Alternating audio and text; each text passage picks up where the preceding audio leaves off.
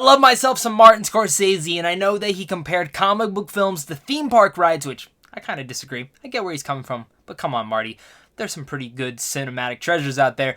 But if we're really going to compare any sort of film to a theme park ride, why aren't we comparing the Disney live-action remakes to them?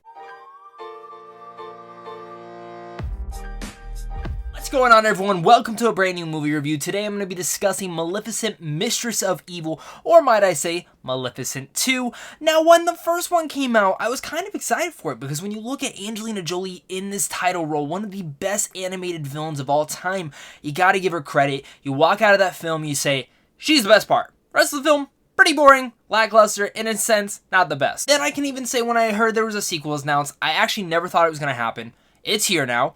I kind of rolled my eyes at even the thought of it. First trailer kind of won me over. I like that they're kind of diving more into the fantasy elements, and of course, Angelina Jolie is back as Maleficent, which got me excited. Before I get any further into this review, guys, make sure again to comment down below and let me know, are you guys excited for this? Are you not? Let's talk about it down below. And of course, make sure to hit that like and subscribe button for all sorts of early movie reviews on this channel on a daily basis, and plus tons of other geeky content. Picks up just right after the first Maleficent, after her and her granddaughter Aurora, played by Elle Fanning, began to question the complex family ties that bind them as they're pulled in different directions by impending nuptialities, unexpected allies, and dark new forces at play. Interesting thing about this one is that they actually kind of dived more into these fantasy elements that the first one kind of touched on. There's a lot more mythology building within inside this film, especially into the background history of Maleficent.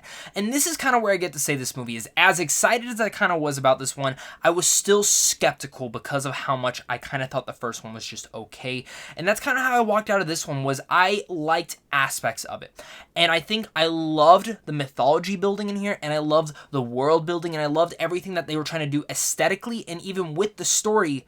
But if I'm going to be honest, I kind of found it all boring. I'm going to compare this film back to Mortal Engines last year, how Mortal Engines had a great concept, but it just felt boring when it came down to the characters. Talking about the good, we gotta praise Angelina Jolie in the role as Maleficent. She is incredible. She plays this character to a tier. I just wish she was in a better movie by the end.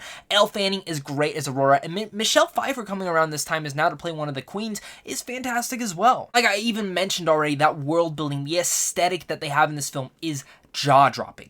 Like, a lot of the visual effects in here really took me by storm, and I was really into them every single minute that they were on the screen. And in fact, I was quite surprised by how beautiful this film looked, and with the creatures all involved in here. And really, as we're talking about those new dark allies inside here, they are unique, and I love the world that they kind of dived into within that. It all goes around to talk about the direction and the style of this movie. Now, the last things that these directors directed was Pirates of the Caribbean, Dead Man Tell No Tale, which I was a fan of, and I liked how much of the fantasy element they dove into that. And you definitely felt that within Maleficent, Mistress of Evil. Honestly, the reason that this film did not crack for me and did not work is every single scene, as beautiful as it was, as great as the performances were, it is the lackluster story being told here. It actually feels like two completely different stories inside this film. One that's a Disney live action film, and one that's a completely new original idea that they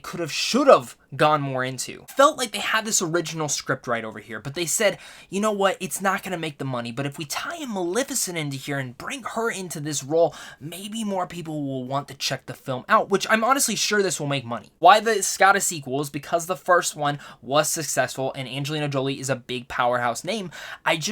As I was watching this movie, I felt like it was two different scripts having to be meshed into one to tie into the first Maleficent film while also trying to be its own thing. And I just feel like it should have been its own thing, and honestly should have just been an original concept from that other idea. Which is what made the whole story lackluster. It wasn't like the script was too cheesy or too dumbed down.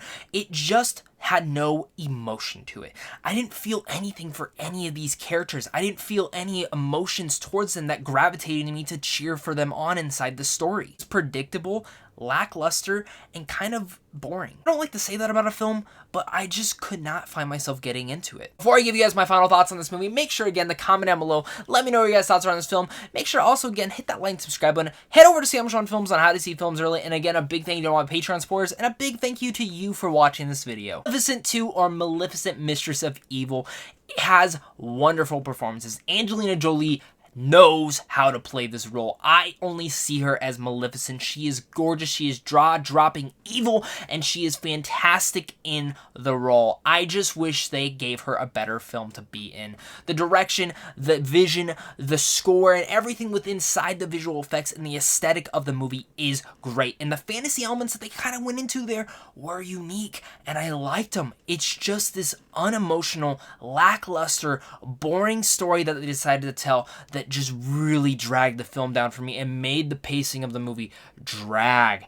I could not wait for this film to end. Again, I'm probably going to be in the minority on this. This is not a horrible film, just an okay movie. That while I see the greatness within inside of it, it really came down to that script. So with all that said, I'm going to give Maleficent Mistress of Evil a C-. Let me know again what you guys' thoughts are on this film. Did you guys like the first one? Are you guys excited for the second one? Are you just excited for the second one? Let's discuss it down below in the comments, guys. Thank you guys again so much for watching this, and of course, until next time, stay classy.